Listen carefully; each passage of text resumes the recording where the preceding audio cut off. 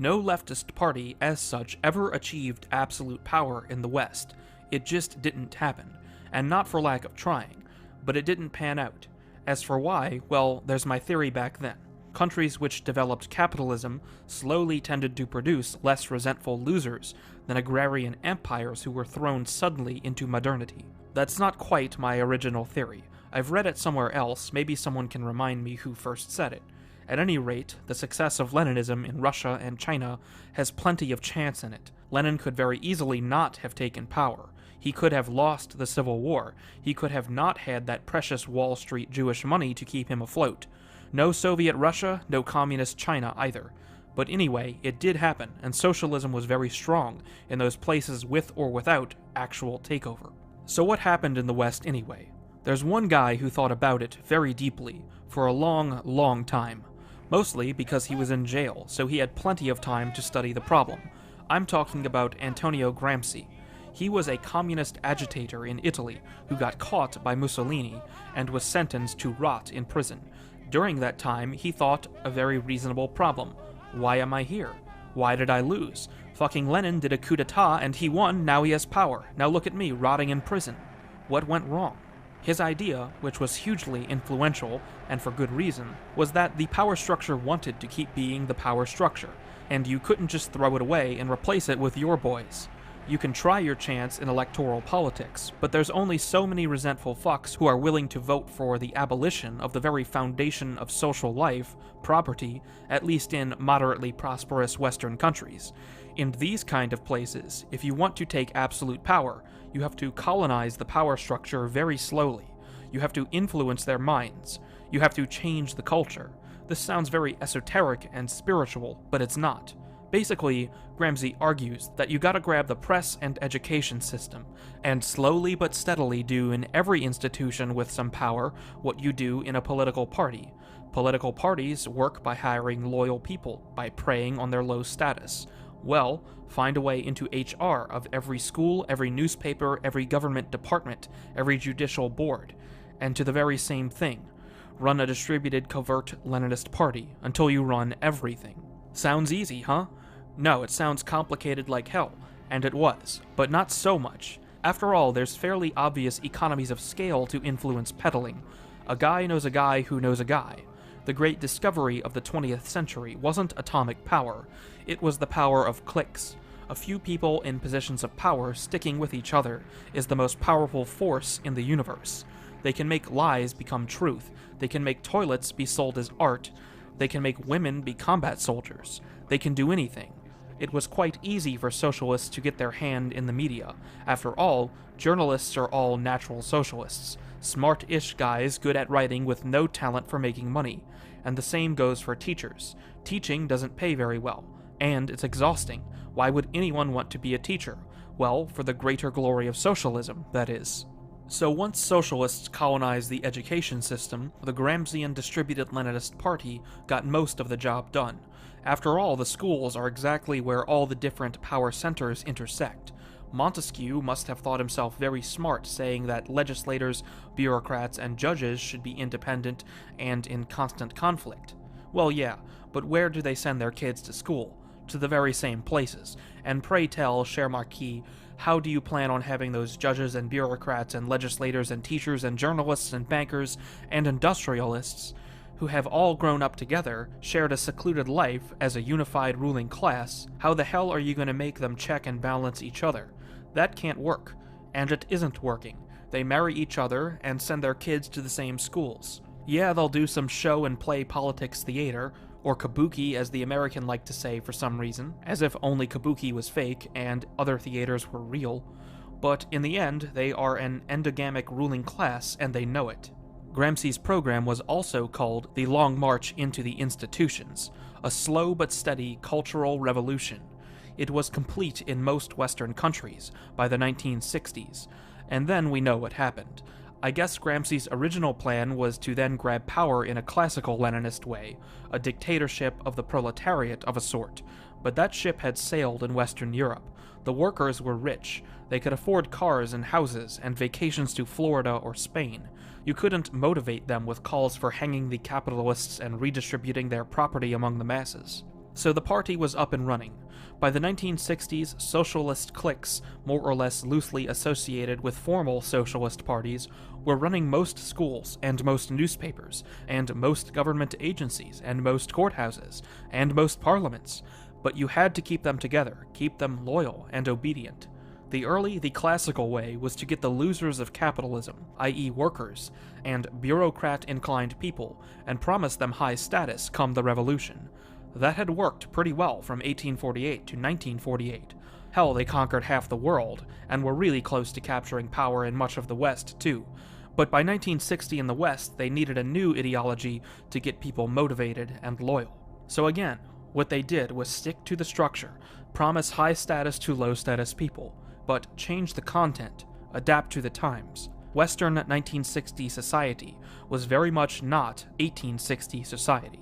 It was much richer, much more equal, and much more pleasant. People worked 8 hours a day, they had cars and TVs, girls put out pretty easily, and there was always a party to go to. Absolutely no point in running a communist revolution. Well, there was the 1968 revolution, with the anti-Vietnam stuff and all that, but that was just a big-ass outdoor party, not a real revolution. It just sounded cool to call it that. The teens from 1968 are now all in positions of power, and they haven't abolished private property. But again, the leftist ratchet isn't a particular set of people. It's a memeplex with a life of its own, a virus evolved to concentrate power, adopting ideas that help in the project and discarding those that not. Economic socialism, organizing the poor, wasn't working out in the West anymore, but the principle is sound. They just needed to find whoever was low status then, and there is always someone status is zero-sum. There is always someone on top, someone on the bottom, even in egalitarian societies. Socialism had really pressured Western society into becoming a quite egalitarian and pleasant society by 1960. But even in the best of worlds, there's always low-status people. Even if you re-engineer society so that there's complete equality of opportunity, even if you run a revolution and you dissolve every existing hierarchy and start anew, there will always be low-status people. Because there's always biology. Some people are tall, some people are short. Some look good, some are pretty ugly. Some are thin and some are fat. Some are pleasant, some are annoying. Some are cool and some are awkward. Some are smart and some are dumb. Some make good choices, some make bad choices. Some are law-abiding, and some are criminally inclined. The latter of each pair is going to be low status anywhere on Earth, even in Soviet communism under Commander Trotsky. Some people just suck. That's the way genes work. And so thankfully, for leftism, even after achieving affluence, even after the working class disappeared as a thing, there was still plenty of material to work with to advance the cause of complete control. And so leftist groups started agitating status for people of African descent, for Jews, for single women, for drug junkies, for sluts, for fat people, for homos, for lesbians, for aggressive Muslims, for the disabled, for the retarded, for the mentally insane, for the trannies, all people who were low status in Western society, and who would be low status in any society, because they suck. They just aren't very productive, for no fault of their own. Some people are born tall, some short, some smart, some dumb, some empathetic, some psychopathic, some content with their lot, some greedy with power lust. That's how it is.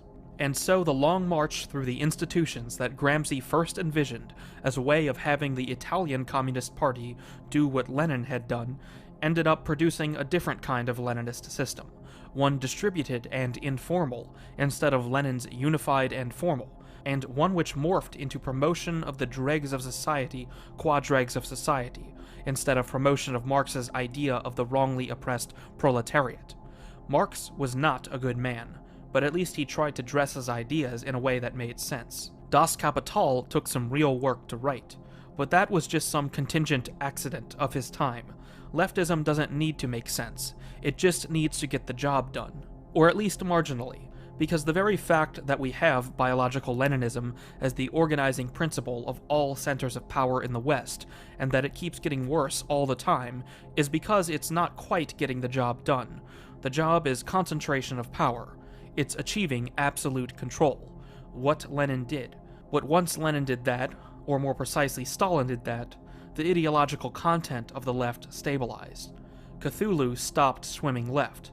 But here in the Atlantic, Cthulhu has been swimming for centuries, getting crazier every day, because there's no one to stop him. We have a cathedral, yes, an informal distributed Leninist party, ensuring very efficiently that only their people get in positions of power and influence. But there is no Stalin, no Xi Jinping, not even a lousy Putin even. As for why is a good question. The unwritten constitution of English politics is just very robust. English liberty. Only Oliver Cromwell ever tamed that beast, and not for very long, and that was quite a while ago. The West is the US vassal empire, and the US just doesn't do absolutism very well. But it'll get there, it's getting close. The returns are just too great. If there's a way to grab power, somebody will grab it. All he, or more likely she at this rate, has to do is say, "Give me power, or else all of you, all those evil fat women with a make-work office job, all those foreigners living off the public purse, all those just plain unpleasant people with unhealthy lifestyles. All of you give me power, or if you don't, we'll go back to 1959.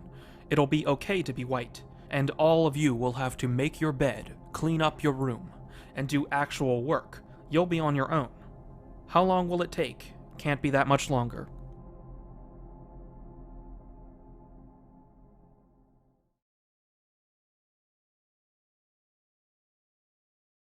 Right-wing ideas aren't just a bit of flag waving and baiting a few Muslims. Right-wing ideas are spiritually about inequality. Did you hear that? He says people are unequal. People are unequal. Intelligence is biological. Beauty is biological. Ferocity or a predisposition to it is biological. Intellect is biological. You can do a bit, but you're born to be what you are. And we should celebrate what we were born to be.